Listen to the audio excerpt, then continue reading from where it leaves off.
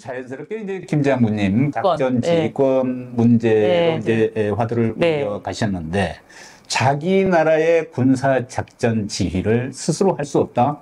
이거 참 의문이죠. 도대체 이게 강한 군사력을 갖고 있다는 나라의 현실이라고 본다면요. 예. 우리가 자, 대한민국이 어떤 나라고 대한민국의 군사력이 어느 정도인가 우리가 이따금씩 말은 하지만 이걸 체감하지 못하고 있어요. 그렇죠. 사실 군복 입은 우리 후배들도 저도 마찬가지 체감하지 못했던 부분들이 있었는데 대한민국의 군사력 수준은 전 세계 5위 국가입니다. 우리 뒤에 일본, 영국, 프랑스가 다 우리 뒤에 있어요. 북한은 언제 몇 인지 아세요? 북한은 한참 뒤에 있죠. 통계가 33위래. 33위.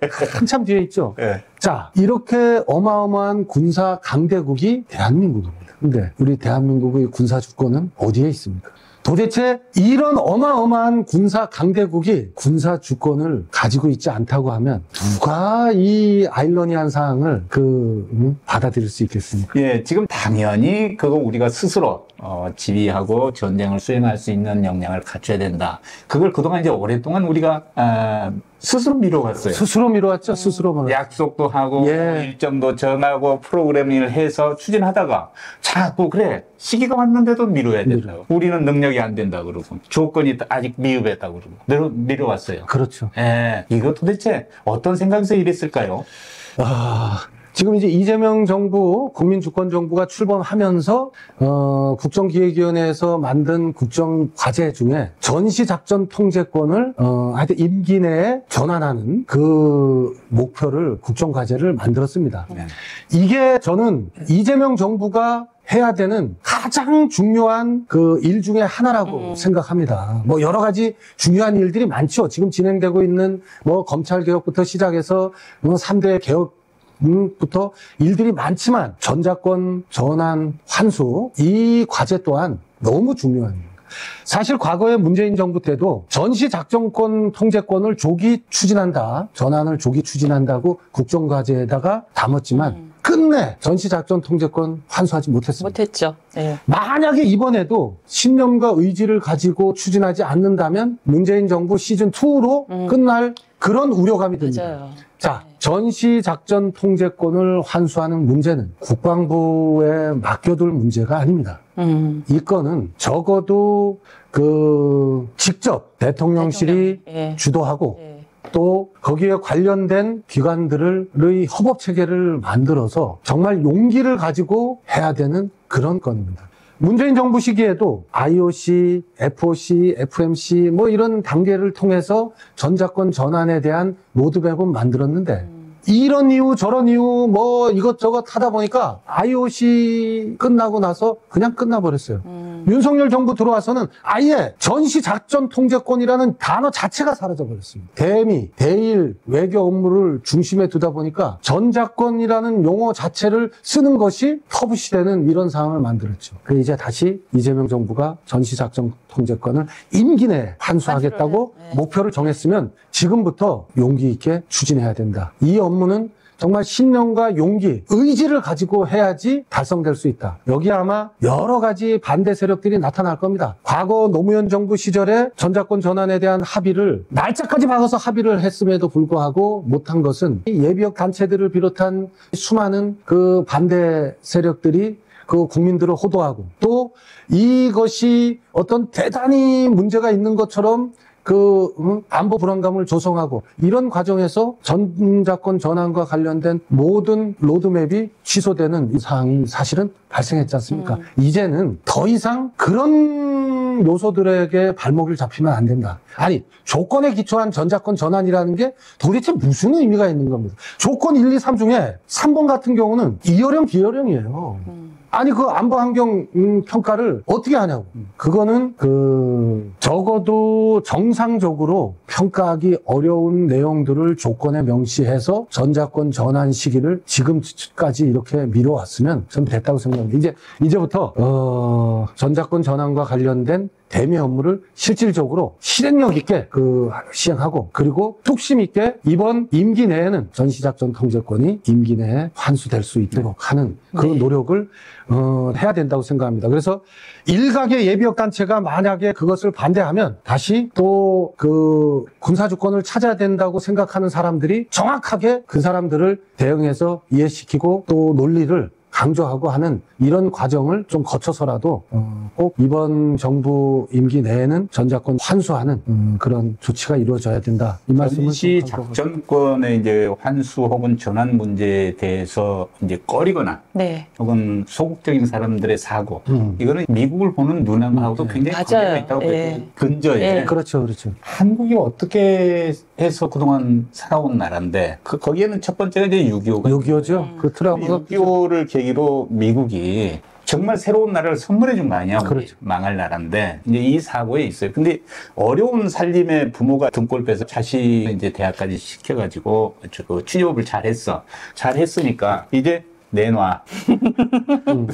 내가 키워준 비용 다 내놔. 카드 가져오고 월급의 50%는 엄마 통장으로 넌 내 거야 이거죠. 자식한테 그건 안 되는 거죠. 그렇죠. 맞아요. 근데 지금 와가지고 우리가 은혜를 입었는데 다 엎드려서 미국을 받더래. 좀 무슨 소리냐고. 우리 능력 안 되는데. 능력 왜 안 돼? 왜 안 돼요, 능력이. 우리가 그렇게 두려워하는 적보다 한 60배 이상의 국력을 가지고 그럼요.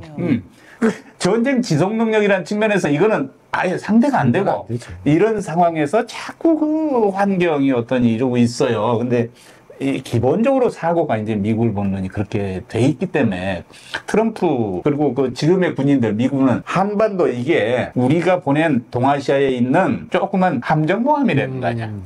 그렇죠. 함정모함이죠. 함정모함 하나 거기 우리가 놔뒀고 우리가 필요할 때 그렇죠. 맞아요. 항모를 쓰려고. 항모를 쓰려고. 아니 이건 노골적으로 얘기하고 명시적으로 얘기하고 돈 내놔. 맞아요. 카드 내놔. 트럼프 얘기하는 거 이번에 얼마 내놓으라고?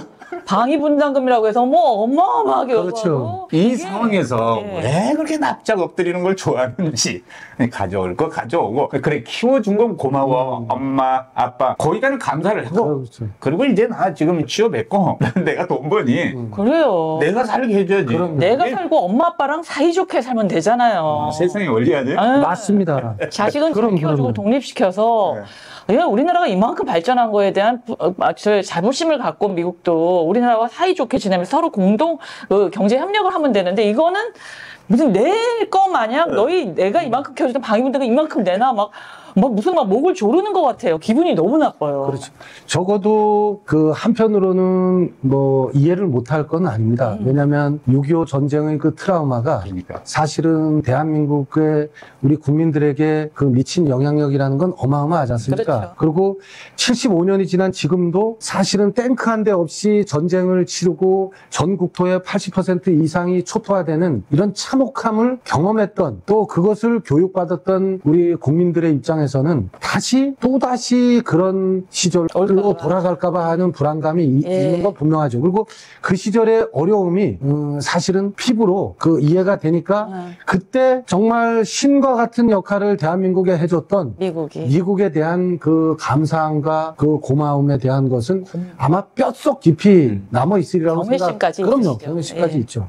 그런데 지금 이 시점에서 2025년의 대한민국을 75년 전에 대한민국과 동일하게 생각하면 우리 다음 세대에게 우리가 도대체 줄 수 있는 게 뭐가 되겠습니까? 지금은 당연히 한미동맹은 대한민국의 안보를 위해서 가장 중요한 요소이면 분명합니다. 분명하죠. 왜? 북한의 핵 미사일을 포함한 이 WMD 능력에 대응하기 위해서는 적어도 한미 동맹의 이 맞춤형 억제 전략 그리고 이 동맹의 힘이 그것을 지탱해 줘야 된다는 것은 우리가 다 알고 있지 않습니까? 그래서 수십 년 동안 대한민국은 전 세계 어느 나라보다도 한미동맹을 가장 중요한 가치로 생각해 왔고 지금도 생각하고 있고 앞으로도 생각할 겁니다. 하지만 여기서 중요한 것은 적어도 대한민국이 대한민국다웠기 위한 그런 노력들을 우리가 얼마나 많이 했습니까? K자가 붙은 그 수많은 우리 K문화, K푸드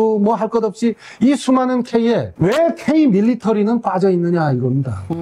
적어도 이제 이 시점에서는 이제 대한민국의 군사 주권은 대한민국의 손에 맡겨져야 될 시점이 왔죠. 벌써 늦었어요. 그렇지만 늦었지만 하여튼 지금이라도 그 대한민국의 군사적 온전히 정상적으로 이렇게 그 발휘될 수 있도록 하는 그 노력을 하여튼 해야 된다. 맞습니다. 이걸 한 번 더 강조하고 싶습니다. 이번 정부의 그 기대가 큽니다. 예. 트럼프 얘기 생각나세요? 그 동맹이 거머리처럼 우리 피. 맞아요. 한국에서 방위비 분담금 10배 올려서 받아내는 거는 그 머니머신 눌러가지고 돈 빼는 거보다 머니머신이래잖아요, 우리나라가. 내가 무슨 네. 동도를 자극하자고 한 얘기가 아니고 그들의 생각이에요. 맞아요. 근데 미국이 우리나라가 6.25 전쟁을 겪을 때 미국이란 나라는 우리나라뿐이 아니라 전 세계 어느 나라에도 전쟁이 일어나면 정말 세계 최강 국가로서 세계의 평화를 유지하기 위한 노력을 하는 그런 굉장한 그 정말 경외심을 가질 수 있는 나라였어요. 그런데 지금의 미국이 하는 행동은 그런 이제 예전 같은 그런 강대국의 그런 모습이 사라졌죠. 그런 모습이 아니에요, 이제는. 그래서 거기에다 기대만 하고 있기에는 우리나라는 이제 우리나라 자체가 너무 많이 커졌고 또 오히려 그 나라 자체가 우리나라를 진짜 머니머신으로 생각할 정도로 이렇게 하대를 하고 있는데 이거는 우리나라가 어느 정도는 진짜 전작권 환수를 해서 우리나라 자체 이제 국방력을 키우는 것만이 이제 같이 사이좋게 동맹국가로서 아주 이제 새로운 길을 갈 수 있는 이제 유일한 답인 것 같아요. 저 교수님이 정말 군사 전문가로서 손색이 없습니다. 말씀 하나하나가 우리가 한다 얘기하면 이렇게 총정리를 해주시는 관심이 많아서 나라에 관심이 많아서 그래서 자연스럽게 이제 이 그 전자권 전환 문제는 한미 동맹의 미래 모습 그리고 선진화 이거하고 이게 패키지가 돼서 이제 연동돼서 돌아가는 문제예요. 이게 전환하면 풀어져가지고 내 줬으니 나 갈게가 아니고 갈 수도 없어요. 그 다음은 어떤 형태로 더 멋진 동맹관계로 갈 것이냐 하는 문제지. 아니 미국은 저 멀리 극동에다 띄우는 항공모함 하나 운영한다고 지가 보고 있고 우리는 또 여기에 링크를 달아서 핵에 대한 우산을 제공하고 억제를 행사한다. 그래서 상호적인 거거든요. 상호적인 거죠. 당연히 상호적인 그럼요. 거. 이거를 그냥 일방적으로 우리는 서비스해야 되고 우리는 그동안 미국의 프리덤 파이터가 우리를 지켜주었으니 감사합니다. 그래서 납작 엎드리는 모습이 아니란 말이에요. 줄 거 주고 밟을 거 밟고. 그럼요. 이재명 정부의 이제 외교 뭐 방향이랄까 그 슬로건이 국익 중심의 실용 외교죠. 그렇죠. 이게 아주 정확한 단어예요. 대한민국은 국익 중심의 실용 외교를 이제 펼쳐야 되는 그런 사실은 어마어마한 나라가 됐고요. 그 다음에 만약에 미국이 전자권 전환을 시키고 난 뒤에 한반도에서 떠난다? 떠날 수가 없습니다. 왜냐하면 평택기지 한번 가보십시오. 아니 세계 어느 나라가 동맹국에게 이런 어마어마한 조치를 해준 나라가 어디 있습니까? 평택 기지를 조성해주고 그것을 전략적으로 활용할 수 있도록 대한민국은 동맹에게 할 수 있는 사실은 어마어마한 조치들을 과거에도 했고 지금도 하고 있고 앞으로도 할 겁니다. 그래서 적어도 전시 작전 통제권이 환수된다 하더라도 한미 동맹에는 저는 문제가 없다고 생각해요. 그리고 문재인 정부 때 그 한미 국방장관 회담을 하면서 사실은 일정 부분 그 구조도 이 지휘 구조도 합의를 했습니다. 당시에. 한국군 그 사령관, 그 다음에 미군 부사령관 이 시스템으로 또 합의한 바도 있고 또 그게 문제가 될 게 없어요. 그리고 대한민국 군은 적어도 우리 현역에 있는 지금 후배들은 한반도 전구에서 연합작전을 수행할 수 있는 그 수준의 능력이 되고 그 다음에 대한민국 국력이 그것을 충분히 뒷받침해 줄 수 있는 수준이 됐다. 만약에 이 부분에 대해서 우리 예비역 선배님들이 걱정한다면 제가 분명히 얘기합니다. 걱정하지 마시라. 시원합니다. 네. 과거 6.25 전쟁 시기 또 6.25 전쟁 이후 그 어려웠던 시절에 자주국방을 외쳤던 그런 대한민국이 아니다.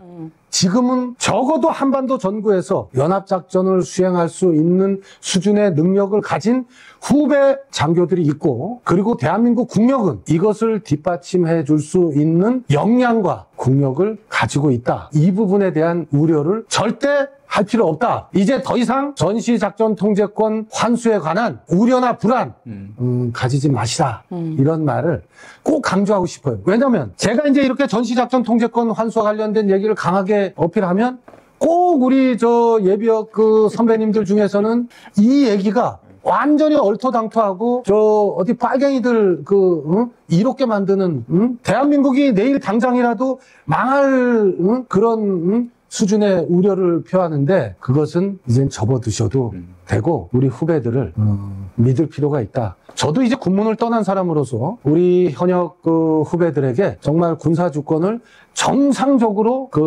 수행할 수 있는 그런 토대를 만들어주고 싶다 하는 생각뿐입니다. 맞습니다. 저는 이런 생각이 하나 있어요. 이제 무기를 갖추거나 전투 장비들이 있거나 이거는 이제 전투용은 돼도 전쟁 시행 능력하고는 좀 거리가 있어요.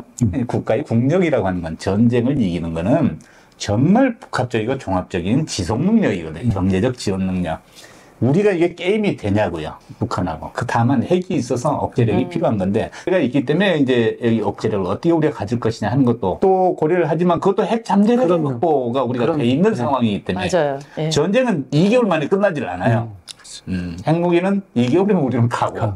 그러니 이런 수준에서 우리는 충분히 억지력을 발휘할 수 있는 능력을 갖고 있는데 이걸 그냥 침소 봉대해가지고 뭐든지 안 되는 방향으로 그럼요. 어떻게든 미국의 납작 엎드리는 방향으로 자꾸 얘기하면 안 안타깝습니다. 된다는 거예요. 이제 더 이상 전시작전 통제권 환수와 관련된 이 문제는 이제 더 이상 우리 내부의 어떤 반대나 반발로 제거되어서는 안 됩니다. 이제는 그 시기를 지나버렸어요. 이제 우리 보면 또 난리 납니다. 아니 우리 후배들에게 적어도 군사 주권이 있는 군에서 생활할 수 있도록 이제는 우리 선배들이 만들어줘야 됩니다. 예. 맞습니다. 1950년대 한국과 미국과 지금 현재 한국과 미국과는 너무 다른 그럼요. 거죠. 그러니까 모든 상상할 수 없는 분들이 그 당시에 사고에 머물러 분들이 있죠. 이런 생각을 하시는데 지금의 우리나라가 이만큼 발전하고 군사력을 가지고 있다는 거에 자부심을 가지시고 이제 모든 개개인이 본인 자신한테 자부심을 가지고 이제 우리나라가 좀 전 세계적으로 우뚝 설 수 있게끔 하려면 전작권 환수에 대한 생각을 다시 한번 생각해 주시면 감사하겠습니다. 오늘 말씀하셨잖아요. 네. 더 이상 전작권 갖고 얘기하지 말라고. 예, 전작권 얘기는 한 번 더 생각해 보실 수 있을 것 같아요. 시청자분들이.